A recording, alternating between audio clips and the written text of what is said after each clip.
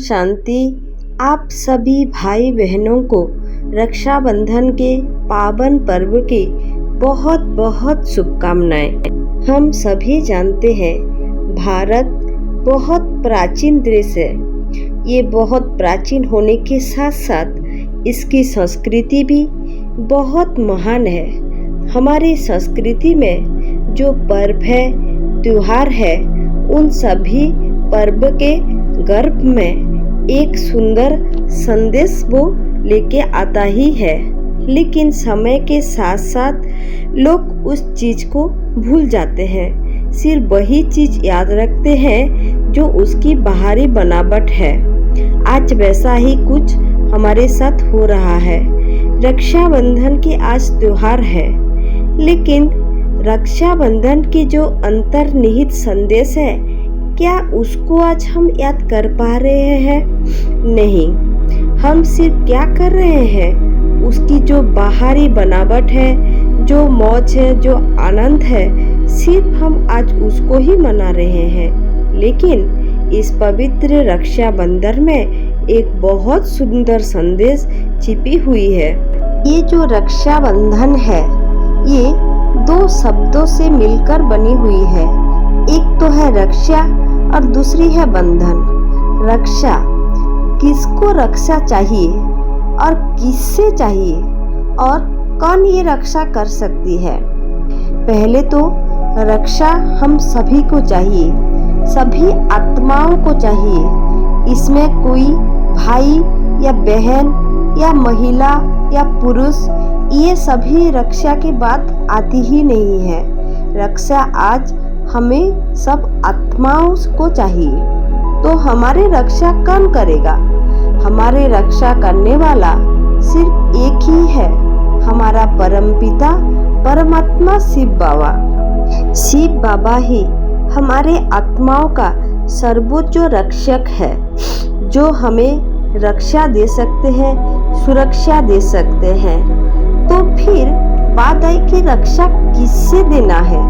हमें रक्षा किससे चाहिए? हमें रक्षा चाहिए विकारों से चाहिए। लोभ, क्रोध, मोह, माया, जो भी विकारें हैं, हमें उस सभी से आज रक्षा चाहिए। हमारे भारतीय दर्शन में भी कहा गया है, जो ये 5 विकार है, काम, क्रोध, लोभ, मोह, माया, ये हमें सिर्फ अधोगति को लेके जाता है। इसीलिए इस विकारों से आज हमें रक्षा चाहिए।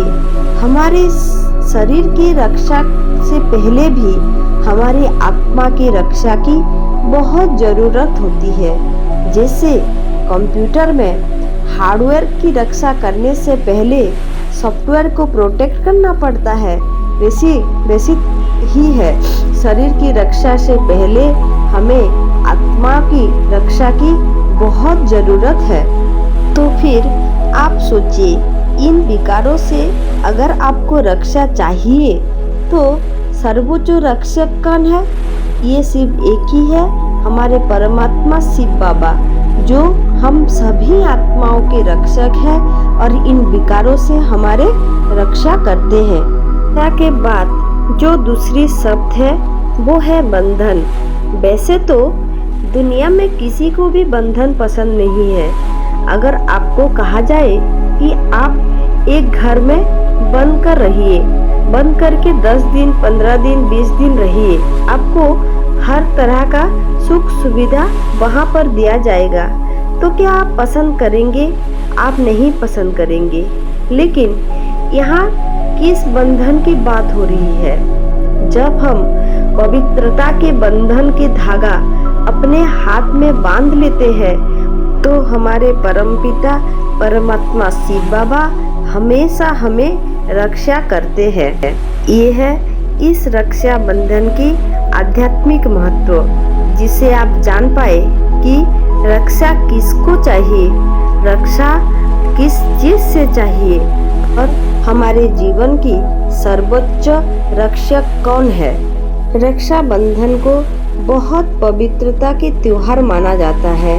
बहन अपनी भाई की कलाई पर राखी बांधते हैं, लेकिन अगर आप थोड़ा सा पीछे चले जाए तो ये देखने के लिए आपको मिलेगा, पहले ब्राह्मण लोग स्त्री हो या पुरुष हो सबको ये चीज़ बांधते थे।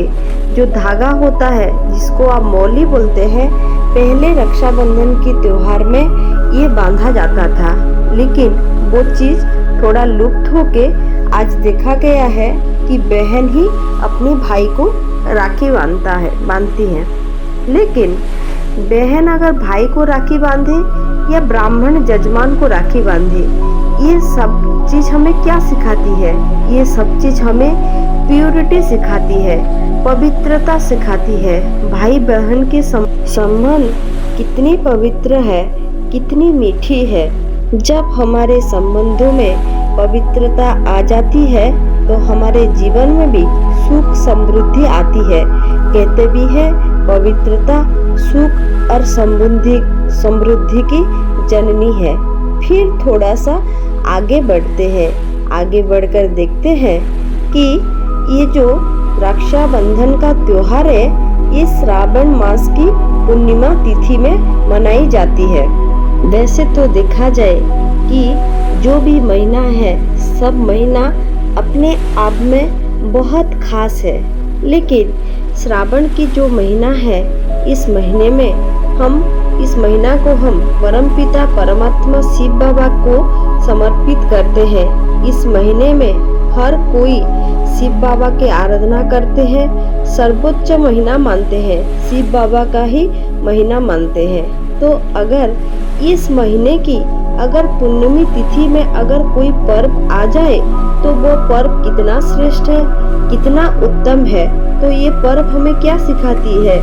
जो महीना अपने आप में इतनी पवित्र है, श्रेष्ठ है, तो उस महीने के पूर्णिमा तिथि में जो पर्व आ रही है वो अपने आप में कितनी श्रेष्ठ होगी। सब पर्वों में से भी श्रेष्ठ अगर हम कहेंगे तो अतिशयोक्ति नहीं होगी। ये पर्व अपने आप में बहुत श्रेष्ठ है, बहुत पवित्र है। गांव में इस पर्व में और एक चीज भी देखी जाती है। इस पर्व में कहीं कहीं जगहों पर गायों को भी राखी बांधी जाती है, कहीं कहीं जगह पर वृक्ष को भी राखी बांधी जाती है। तो ये चीज हमें ये संदेश देती है, हम हमेशा हर जीवों को, हर आत्माओं को संरक्षित करें, हर किसी को रक्षा दे, पर्यावरण की सुरक्षा करें। आप देख भी रहे हैं पर्यावरण के कारण कितने चीज हमें आज झेलनी पड़ रही है। हमारी इस धरती माँ को भी बहुत सारी दुखद घटना इसमें घट रही है और बहुत सारी बुरी चीज के सामना हम सभी को करने को पड़ रही है।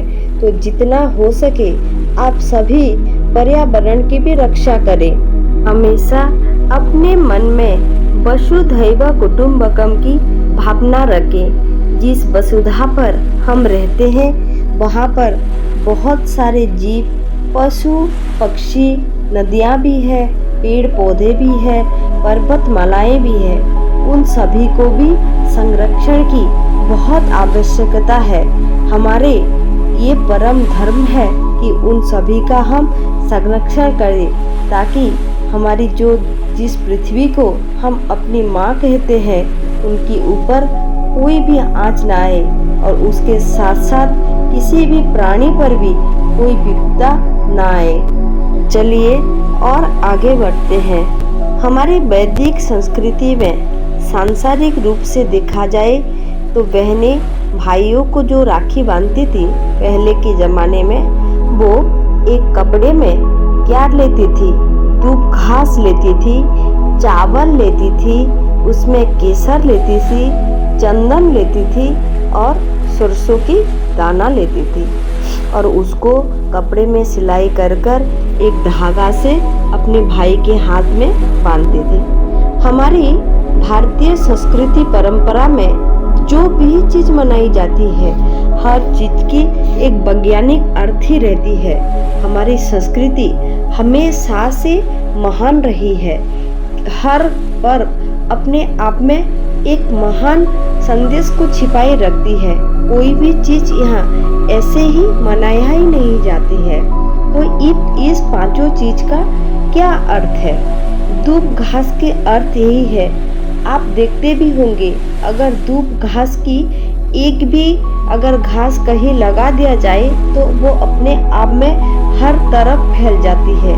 तो अगर आप में एक भी अच्छाई की गुण है तो उस गुण से आप सभी तरफ उसको फैलाइए। जो भी आप में अच्छाई की गुण है वो संसार की हर कोने में फैलना चाहिए। जो चावल उसमें रखी जाती है वो अक्षत है, यानी वो तो सदा कालिक है। हम सभी को पता है ये जो हमारी आत्मा है वो तो अक्षत है और हमारी जो देह है वो तो क्षत विक्षत हो ही जाती है। तो हम हमारे देह की स्मृति में ना रहे, हमेशा आत्मिक स्मृति में रहे। इसमें जो तीसरी चीज है केसर। केसर अपने आप में बहुत शक्तिवर्धक है, यानी बहुत ऊर्जावान है। तो आप भी हमेशा ऊर्जावान रहिए। जब भी आप आत्माएं परमात्मा से मिलन आपकी होती है, आपको बहुत पॉजिटिव एनर्जी मिलती है। तो ये केसर हमें समझाती है कि हम अगर मास्टर सर्वशक्तिमान है और हमें भी परमात्मा की शक्ति हमेशा मिल रही है, आगे भी मिलती रहेगी। हम इसमें जो चौथी चीज है वो है चंदन। और चंदन की विशेषता क्या है? एक तो वो शीतल रहती है और हमेशा अपनी सुगंध हर तरफ फैलाती है।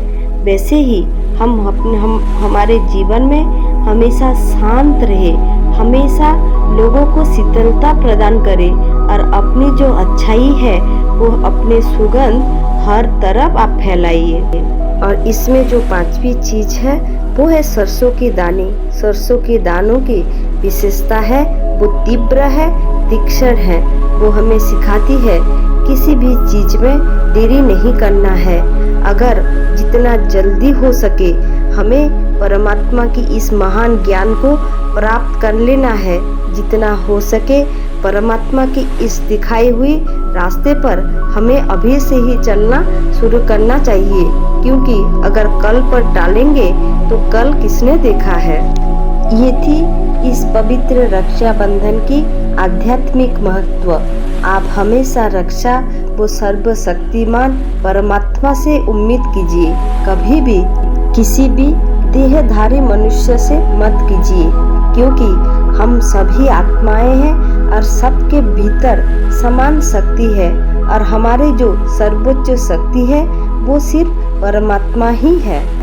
हम आशा करते हैं ये वीडियो देखने के बाद आप सिर्फ सांसारिक रूप से नहीं, आध्यात्मिक रूप से भी इस रक्षाबंधन की त्योहार को पालन करेंगे।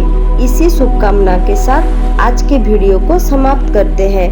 अगर आपको वीडियो पसंद आए तो लाइक कीजिए, अपने फैमिली और दोस्तों के साथ शेयर कीजिए।